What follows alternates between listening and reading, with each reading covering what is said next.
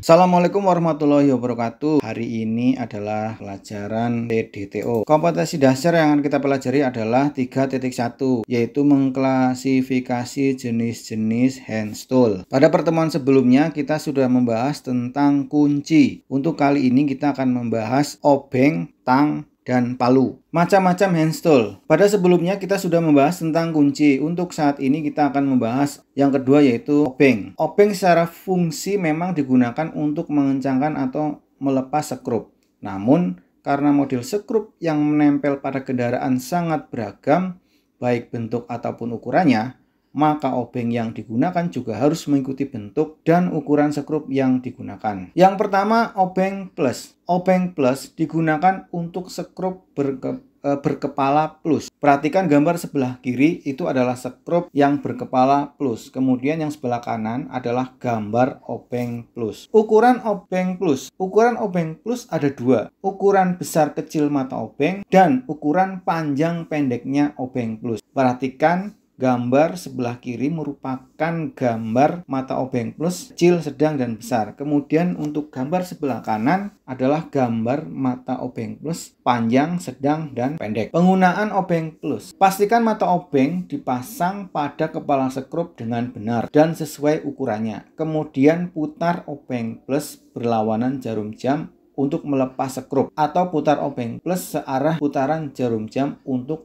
mengencangkan sekrup. Perhatikan gambar di bawah ini. Itu adalah gambar cara penggunaan obeng plus. Yang kedua, obeng min. Obeng min digunakan untuk sekrup berkepala min. Perhatikan gambar sebelah kiri. Gambar sebelah kiri adalah gambar baut berkepala min. Kemudian gambar yang sebelah kanan adalah gambar obeng min. Untuk ukuran mata obeng min dan panjang obeng min pada prinsipnya sama dengan obeng plus. Untuk penggunaan obeng min, cara pengoperasiannya sama dengan obeng plus. Yang ketiga adalah obeng ketok atau impact driver. Obeng ketok digunakan untuk mengendorkan sekrup yang terlalu kencang atau susah diputar dengan obeng biasa. Jadi kalau nanti bautnya macet, tidak bisa dibuka, biasanya kita akan menggunakan obeng ketok supaya kepalanya tidak selek. Gambar di bawah ini adalah contoh gambar obeng ketok. Penggunaan obeng ketok. Obeng ketok dalam penggunaannya dibantu dengan palu besi. Palu ini digunakan untuk memukul bagian belakang obeng ketok dengan tujuan memutar obeng sekaligus memberikan daya dorong yang kuat ke kepala sekrup supaya saat obeng berputar mata obeng tidak selip sehingga tidak merusak kepala sekrup. Gambar di bawah ini adalah contoh cara penggunaan obeng ketok. Yang keempat adalah obeng hex atau obeng segi 6. Hex itu dari kata heksagonal ya. Heksagonal artinya segi 6. Obeng hex digunakan untuk sekrup atau baut dengan bentuk kepala baut heksagonal. Perhatikan gambar sebelah kiri. Gambar sebelah kiri adalah gambar baut hex. Kemudian gambar yang sebelah kanan adalah contoh gambar obeng hex. Ukuran dari obeng hex. Obeng hex mempunyai beberapa ukuran mata hex, diantaranya H1,5, H2,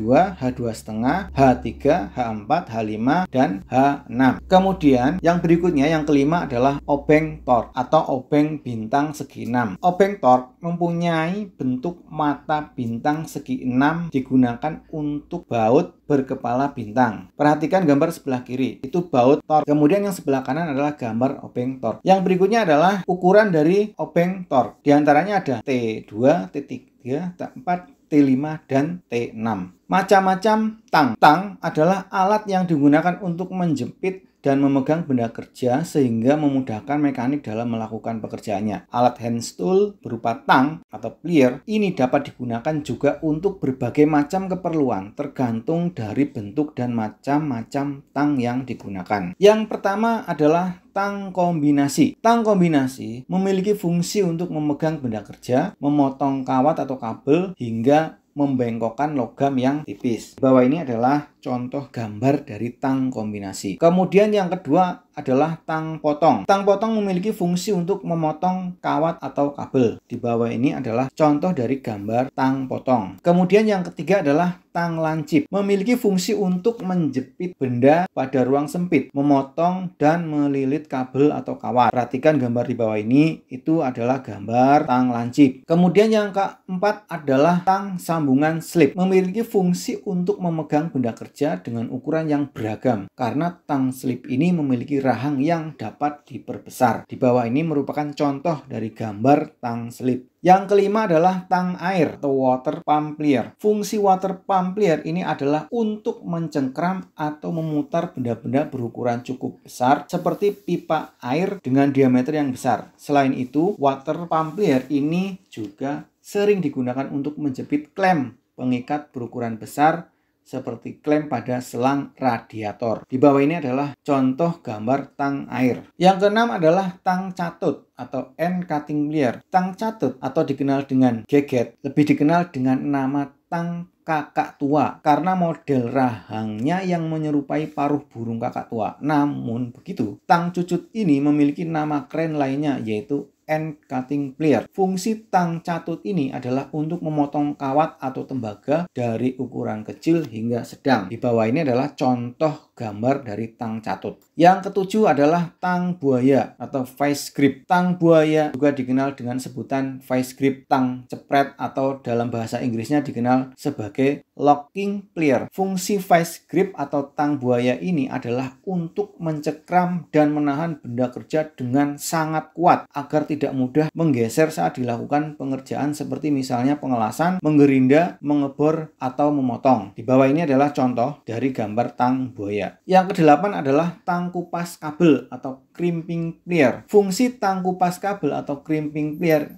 adalah untuk mengupas kulit kabel. Namun begitu, tang crimping ini juga bisa digunakan untuk memotong kabel ataupun untuk memasang terminal kabel. Di bawah ini adalah gambar contoh dari tang kupas kabel. Yang kesembilan adalah tang rivet atau dengan nama rivet plier atau tang paku keling. Tang rivet adalah jenis tang yang berfungsi untuk memasang paku keling atau rivet. Untuk menggunakannya, kita memerlukan paku khusus yang dikenal dengan nama paku keling atau rivet yang nantinya akan dipasang di bagian ujung tang ini. Perhatikan, yang sebelah kiri adalah paku ripet, yang sebelah kanan adalah tang ripet. Jadi harus pakunya khusus ya, seperti terlihat gambar yang di sebelah kiri. Yang ke-10 adalah tang snap ring atau circlip plier. Fungsi tang snap ring ini adalah untuk memasang atau melepas snap ring pada komponen mesin atau komponen mobil lainnya yang menggunakan snap ring. Tang snap ring ini terdiri dari dua model, yaitu tang snap ring in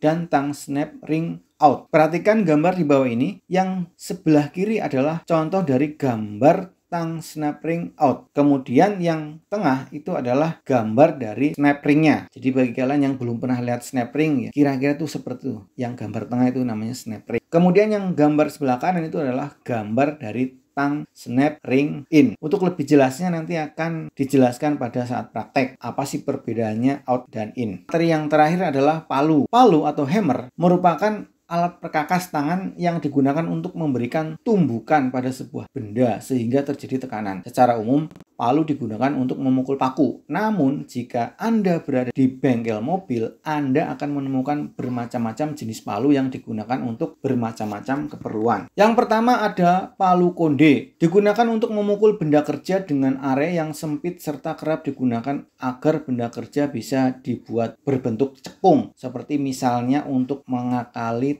tirot N yang oblak. Lah, tirot N ini apa? Nanti kita bahas pada saat praktek. Di bawah ini adalah merupakan gambar dari palu konde. Yang kedua adalah palu tembaga. Palu tembaga kerap digunakan untuk memukul benda-benda logam dengan tujuan agar tidak merusak benda kerja yang dipukul. Gambar di bawah ini adalah gambar palu tembaga. Yang ketiga adalah palu karet. Palu karet umumnya digunakan untuk pekerjaan yang berkaitan dengan bodi dan plat, seperti untuk meratakan bodi yang penyok namun tanpa merusak cat pada permukaan bodi mobil. Gambar di bawah ini adalah contoh dari gambar palu karet. Yang keempat adalah palu plastik. Palu plastik adalah palu yang pada bagian kepalanya dibuat dari bahan plastik. Palu plastik umumnya ringan dan bisa digunakan untuk meratakan benda yang lunak. Selain itu, palu plastik juga digunakan untuk memukul benda kerja yang membutuhkan pemukulan ringan sehingga tidak merusak benda kerja tersebut. Perhatikan gambar di bawah ini. Itu merupakan contoh gambar palu plastik. Kemudian yang kelima adalah palu godam. Palu godam merupakan palu yang terbuat dari bahan besi baja yang sangat kuat. Palu godam ini umumnya besar dan bergagang cukup panjang. Ada yang memiliki berat 5 kg